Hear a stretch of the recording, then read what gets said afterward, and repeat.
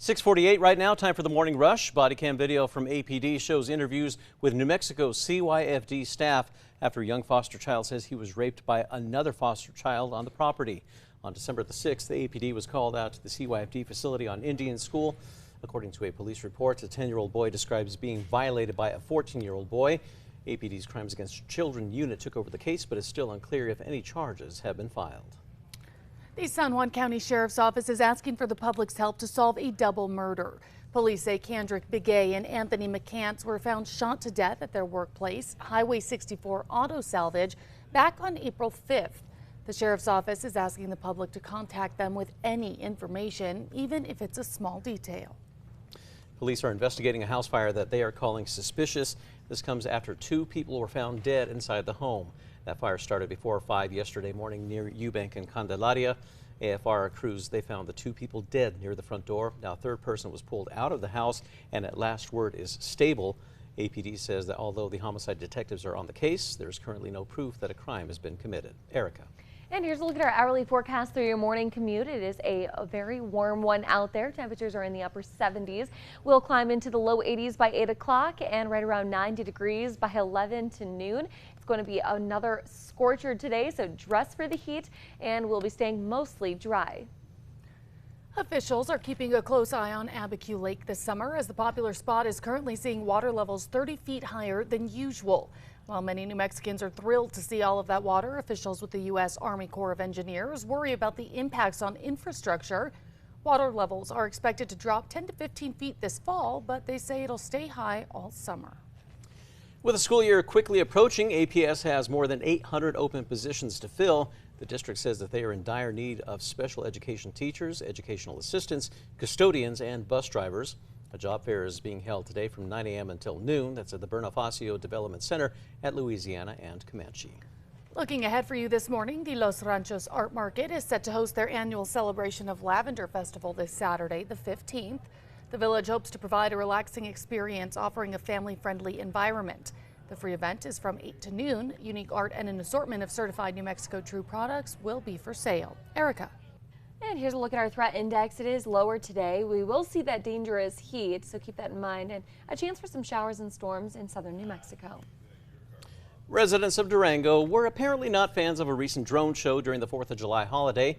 The city put on the drone show because of drought restrictions in the area, but says that the public didn't really care for it.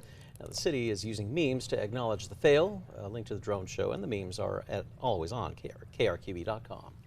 A new grant is opening the doors to more opportunities for local growers in the Albuquerque area. The $200,000 grant will give an indoor space for vendors of the growers market at Robinson Park to sell their goods year-round, even in the cold months. The Three Sisters Kitchen nonprofit is working with the downtown growers market for that expansion. President Biden is overseas in Lithuania for the NATO Summit. World leaders head into the conference with new momentum after Turkey dropped its objection to Sweden joining NATO.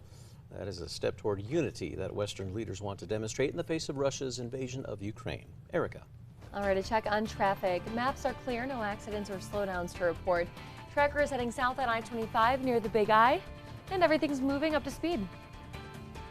A chimpanzee named Lola celebrates her 4th birthday in style. Lola was joined by her fellow chimpanzee friends to have a play date on her birthday at the Maryland Zoo earlier this month. Lola is the oldest juvenile, and zoo staff wanted to throw a party she would never forget, Time for the 5 facts. And number 5 this morning, the Los Ranchos Art Market is set to host their annual celebration of Lavender Festival this weekend. The market will be held this Saturday, the 15th. The village hopes to provide a relaxing experience, offering free parking and a family-friendly environment. The event is going to be from 8 to noon and it's free. There's also going to be a surplus of unique art and an assortment of certified New Mexico True products for sale. And number 4, with the school year quickly approaching, the state's largest school district is looking to fill hundreds of job vacancies. APS says the positions include special education teachers, educational assistants, custodians, and bus drivers. A job fair is being held today from 9 to noon at the Bonifacio Development Center at Louisiana and Comanche. At number 3, we'll be seeing storms in the western mountains, the Gila and Sacramento mountains, with some spot showers possible in the valley and northern New Mexico.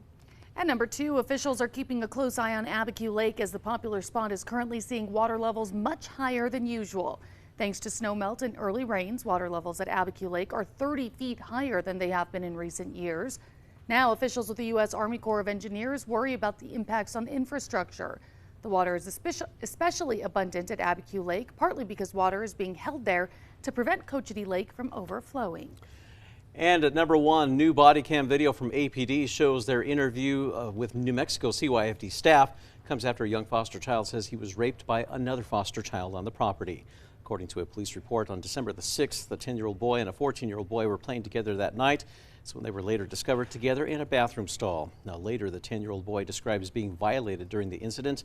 APD's Crimes Against Children unit took over the case, but it's still unclear if any charges have been filed. In a previous statement, CYFD confirmed that there was an incident and said that they were investigating whether proper protocols were followed. That was when placing the children in that facility.